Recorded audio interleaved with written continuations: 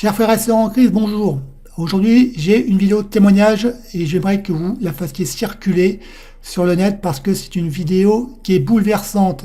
C'est une personne qui dans un songe, a vu le paradis et l'enfer. Alors, il y en a pas mal de vidéos comme ça sur le net, mais celle-ci, elle surpasse tout ce que j'ai vu jusqu'à présent. Et vous allez voir, vous allez être bouleversé par ce témoignage, vous allez apprendre énormément de choses sur la nature du Seigneur et sur les événements à venir. Et vraiment, partagez-la en masse cette vidéo, regardez-la jusqu'au bout, elle est bouleversante. On y va maintenant. Nous, là, dans le cadre de la direction, avec le président et tous les membres de la direction, on a écouté son songe. Donc on voudrait vous le transmettre. Ben voilà, je vais vous dire ce que Dieu m'a montré. C'était la nuit, je dormais, j'étais chez moi. Et puis, d'un coup, j'ai commencé à avoir mal dans mon cœur. Et je me suis réveillée. Et puis, tellement j'avais mal, j'ai voulu réveiller mon père pour qu'il puisse prier pour moi.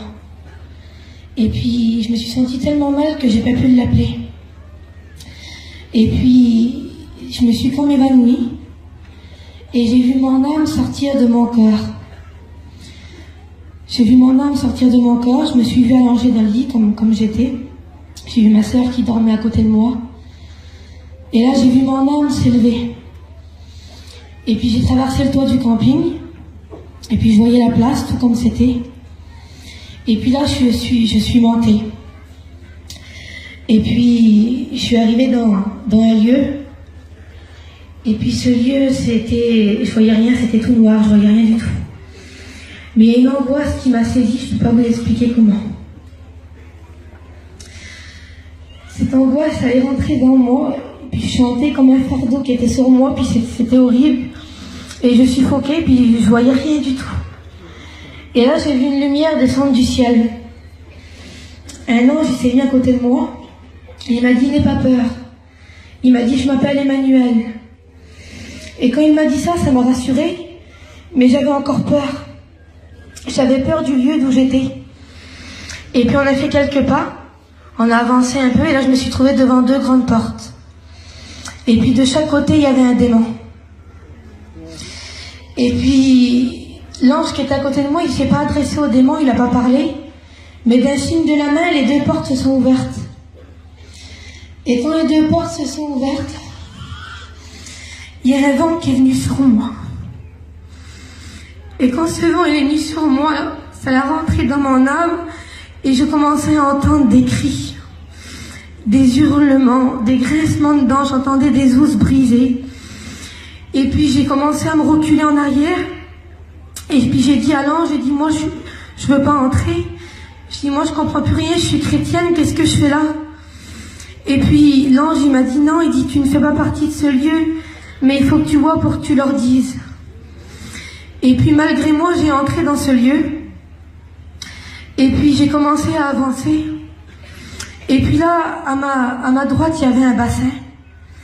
Et il y avait des milliards de vers. Des milliards et des milliards de vers. Et dans ces vers, il y avait des personnes. Il y avait des personnes, il y avait des hommes, des femmes, je ne pouvais pas voir leur visage. Et puis ces personnes, ils étaient en train de se faire dévorer par les vers. Et puis ils souffraient le martyre, je ne peux pas vous expliquer comment, c'était horrible. Et quand je voyais ça, je demandais à Dieu de partir parce que j'en pouvais plus, je voulais pas rester. Et le Seigneur me répondait que je voyais ça pour que je vous le dise à vous, au peuple. Et puis il y avait des personnes qui disaient Seigneur, si seulement j'aurais su, si j'aurais su. Et il y avait des démons à côté d'eux qui disaient mais tu le savais qu'il y avait un paradis, tu le savais qu'il y avait un enfer. Mais tu as choisi de venir ici. Et j'ai continué à avancer. Il y avait plusieurs compartiments. Il y avait pour ceux qui aiment l'alcool. Il y avait pour ceux qui disent des mensonges. Il y avait les drogués. Il y avait vraiment beaucoup de compartiments. Ce serait trop long à expliquer. Et ces personnes, ils avaient tous des châtiments. Et Seigneur, c'était vraiment horrible. Et puis le Seigneur me répétait à chaque fois, il faut que tu vois ça pour que tu leur dises. Et puis j'ai continué à avancer. Et à un certain moment, tellement que je voyais de l'horreur, j'ai demandé au Seigneur de partir. J'ai dit, Seigneur, je sens que je vais mourir. Je sens que je vais m'arrêter ici. Et le Seigneur, il me disait non. Il dit, c'est moi qui tiens ma vie entre tes mains. Il dit, et si je te montre ça, c'est parce que tu es assez forte et c'est pour que tu leur dises. Et puis, plus je marchais, plus il y avait des choses, et puis plus de choses. Et à un certain moment, j'ai demandé à Dieu de partir. Et le Seigneur, il m'a dit, on va partir, on va quitter ce lieu. Mais si je te montrais ça, encore une fois, me le répéter, c'est pour que tu leur dises. Et puis là, je me suis élevée. Et puis je suis partie. Et puis je voyais, en bas, il y avait des millions de personnes. Et puis je suis partie. Et là, je me suis retrouvée dans un endroit, c'était tout blanc. Il y avait 2 grandes portes encore devant moi. Ils étaient en or, ils étaient ornés de pierres précieuses. Et puis, de chaque côté, il y avait un ange. Et là, le Seigneur, il n'a pas parlé non plus, puis les 2 portes se sont ouvertes. Et là, à ma gauche, il y avait un jardin. Et il y avait des tonnes de fleurs. Et puis, le Seigneur me montrait certaines fleurs que c'était pour la table des noces. Et puis, il m'a dit, viens, continue à avancer. Et puis, je m'en allais du jardin. Et il y avait des portes. Et sur les portes, il y avait certains noms des apôtres. Il y avait Moïse, Abraham. Et quand je voyais ça, je me précipitais, je voulais ouvrir les portes. Et le Seigneur, il me disait, non, tu peux pas. Il dit, tu les verras, mais pas maintenant. Ils se reposent. Et j'ai continué à avancer, puis il y avait une autre porte qui est marquée lieu de repos. Et je pouvais pas y entrer non plus. Et j'ai continué à avancer, puis là, je suis arrivée dans une salle, c'était la salle des prières. Et puis là, il y avait des tonnes et des milliards de vases. Il y avait, par ordre alphabétique, tous les noms des personnes. Et puis je voyais tous ces vases, et il y avait des vases qui étaient tout éclairés, et des vases qui étaient tout ternes. Et je demandais à Dieu, j'ai dit, Seigneur, pourquoi il y en a qui sont éclairés, pourquoi il y en a qui sont ternes? Et le Seigneur, il me disait, tu vois, ces vases, il prenait un vase qui était pas éclairé. Il dit, c'est mes enfants. Ils m'appartiennent, mais ils ne me prient jamais. Il y avait des personnes qui priaient jamais Dieu. Et comme il disait ça, je sentais que le Seigneur, il avait de la peine. Et puis il disait, c'est mes enfants, mais ils ne me prient pas. Ils ne me demandent jamais rien, ils ne me prient jamais. Et il prenait un autre vase, et ce vase-là, il était à demi allumé, et puis demi éteint. Et puis il dit, ça, c'est mon enfant aussi. Mais il me prie seulement comme il a le temps. Il ne prend pas le temps de me prier. Il me prie seulement quand il a besoin. Il fait que me demander, il ne me remercie jamais. Et même quand je lui accorde, il ne me remercie pas, il redemande. Il dit, mais pourtant ce sont mes enfants. Et puis là, il prenait un vase. Et là, ce vase-là était tout éclairé. Et il dit, ça c'est mon enfant. Il dit, il me prie constamment. Il prend le temps de me prier. Même quand il est occupé, il s'arrête et il me prie. Et quand il disait ça, Seigneur, je sentais qu'il avait de la joie, que ça lui plaisait de parler de ces enfants-là. Et puis je disais à Dieu, je dis, Seigneur, y a-t-il des prières plus importantes que les autres? Est-ce qu'il y a des prières que tu entends plus que les autres? Ou est-ce que tu en entends 20 000 aujourd'hui ou 20 000 demain? Je lui demandais comment ça se passait. Et le Seigneur, il me disait non. Il disait que toutes les prières, elles avaient de l'importance à ses yeux. Peu importe la prière qui est élevée là, je l'entends et je prends soin de l'écouter. Et il disait, peu importe que ce soit la prière du cœur, même qu'elle n'est pas sortie encore de la bouche, je la connais. Il dit seulement la pensée que vous avez et que vous ne l'avez pas encore dit, je la connais. Dans vos prières, je sais s'il y a de la colère, s'il y a de la tristesse, s'il y a de la peur, s'il y a de l'angoisse. Il sait tout. Et il m'expliquait, et puis je dis, Seigneur, quelle grandeur que tu as. Il disait qu'il connaissait tout, il entendait toutes les prières à la fois, il était partout à la fois. Et puis, d'un coup, il prenait un vase, mais quand il prenait ce vase, le nom il s'effaçait, je voyais pas c'était qui. Et il prenait ce vase, et il était tout éclairé. Et puis là, il disait, regarde. Et quand il prenait ce vase, il déversait. Je voyais comme de l'huile qui descendait sur la terre. Et là, il y avait toute cette huile à rentrer dans un foyer. Je ne le voyais pas non plus, je sais que c'est un foyer. Et quand cette bénédiction a rentré dans ce foyer, j'entendais merci Seigneur, Alléluia. Et j'entendais que ces personnes, ils priaient encore plus Dieu. Et ils disaient, il était temps que la bénédiction arrive pour ces personnes. Il disait que les prières qu'on lui adresse, il les renversait à un certain moment à lui en bénédiction pour nous. Et puis je disais, Seigneur, pourquoi des fois tu mets du temps à répondre? Pourquoi des fois, Seigneur, c'est lent? Pourquoi tu réponds pas tout de suite? Et le Seigneur, il disait, mon temps et le vôtre, c'est pas le même. Il disait, mes circonstances et les vôtres, c'est pas les mêmes. Et puis, j'ai sorti de cette salle, et j'ai été dans la salle des dîmes. Et là, c'était tous des coffres, des milliards de coffres. Et c'était encore une fois par ordre alphabétique, il y avait des milliards de noms. Et puis, c'était pareil, les coffres étaient éteints et d'autres qui étaient allumés. Et puis, quand je voyais ces coffres, je croyais tout comprendre. Et puis, je disais, Seigneur, le coffre là, je dis, c'est quelqu'un qui donne beaucoup, puis lui qui donne pas beaucoup. Et le Seigneur, il me disait, non, tu te trompes. Et puis, je disais, je comprends pas.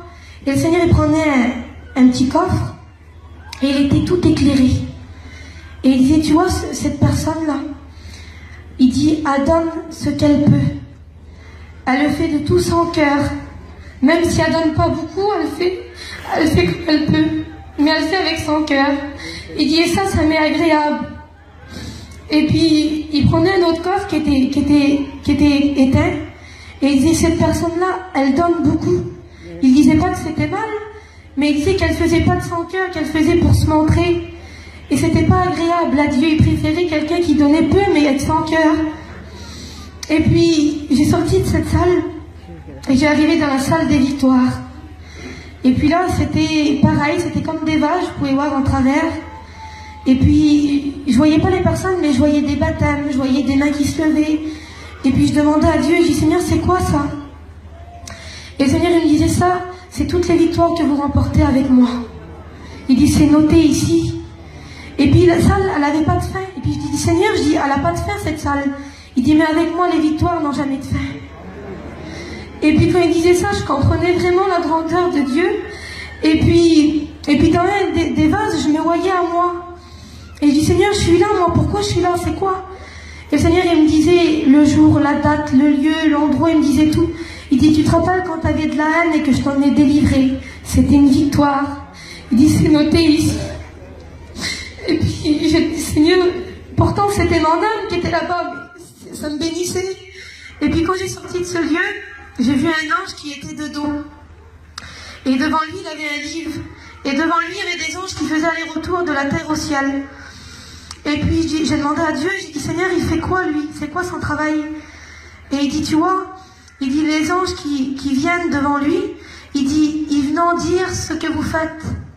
Toutes les bonnes œuvres que vous faites, ils sont notés, et c'est compté pour mettre les perles sur vos couronnes. Tout était noté. Et puis les anges, ils venaient, ils disaient à l'ange, il notait, selon nos œuvres, il mettait pour mettre les perles sur nos couronnes.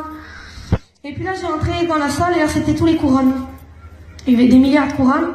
Il y en avait qui étaient ornées de diamants, puis il y en avait qui étaient toutes simples. Et puis, je voyais un ange qui les faisait. Et le Seigneur, il me disait, tu vois, il dit, bientôt, je vais revenir. Il fait toutes les couronnes, là, ils sont presque tous finis. Il n'y aura pas une couronne en plus, il n'y aura pas une couronne en moins. Il fait, bientôt, je reviens. Et j'ai sorti de cette salle encore, et j'ai entré encore dans une autre salle. Et là, c'était tous les vêtements blancs. Et j'ai envoyé, il y avait un ange qui était en train d'en faire. Et là, le Seigneur, il me disait, là, c'est la même chose. Il dit, il n'y aura pas une robe en moins, il n'y aura pas une en plus, tout est compté. Il dit, bientôt, je vais revenir. Et puis, j'ai encore sorti de cette salle, et là, c'était la salle où il y avait les ceintures. Et il y avait encore des pentes de ceinture. Et puis, il me disait encore la même chose, bientôt, je vais revenir. Il n'y en a pas une en moins, pas une en plus.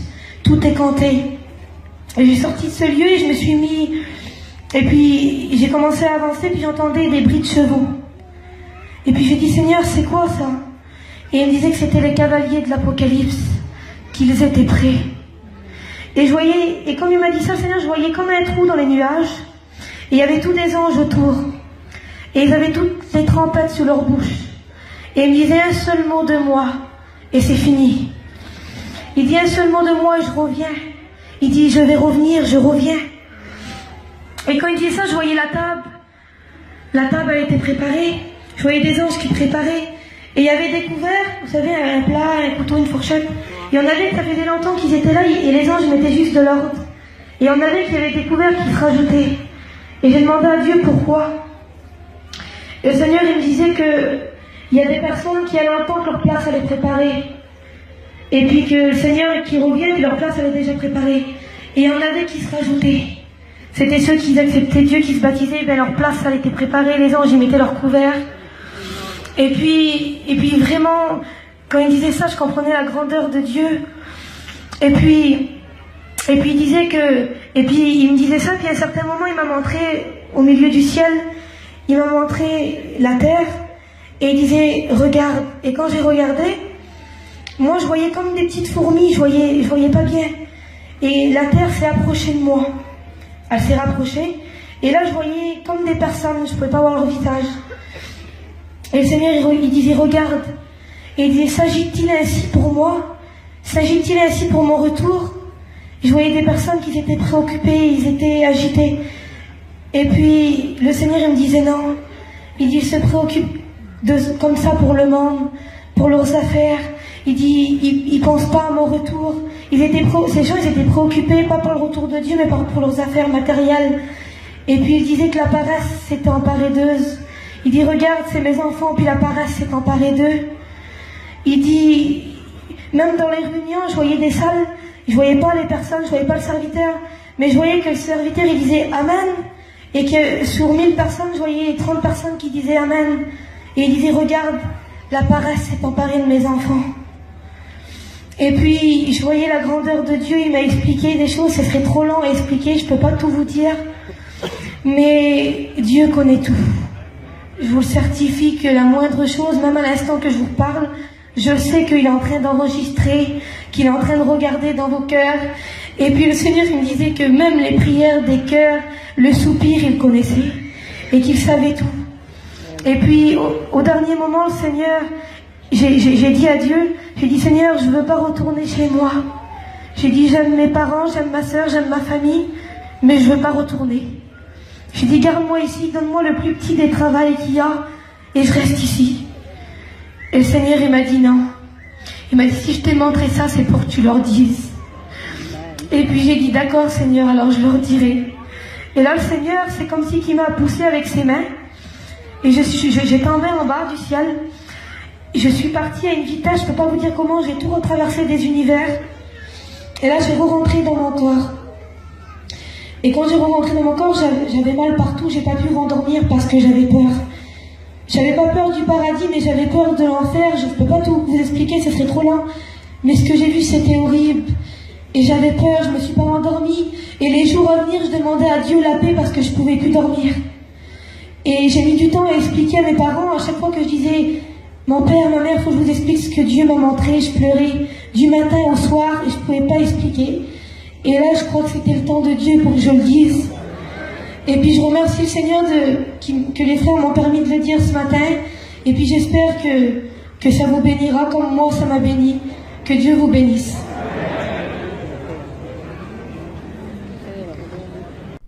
Voilà pour cette vidéo de témoignage. Alors j'espère que vous aura éclairé. Et surtout, eh bien, faites que votre Seigneur, que le Seigneur devienne la priorité dans votre vie. Repentez-vous si vous ne l'avez pas déjà fait, ou même repentez-vous encore de vos péchés. Soyez en prière, soyez en louange, soyez en jeûne. Mais il n'y a plus de temps à perdre. Je ne sais pas quand est-ce que ça commencera, les événements. Et surtout maintenant, eh bien, vous avez vos soucis, on a tous nos soucis. Le Seigneur, il connaît vos soucis. Si vous lui êtes agréable, il enverra des bénédictions. Il l'a fait pour moi, il le fera pour vous. Mais ce que je vous en supplie, repentez-vous, priez le Seigneur, priez-le, en lisant par exemple votre Bible, en lisant par exemple en récitant les prières que j'ai postées sur ma chaîne. Soyez en jeûne, soyez en louange et faites de Dieu votre priorité principale. Fuyez la tiédeur, soyez bouillant pour lui et puis soyez bénis.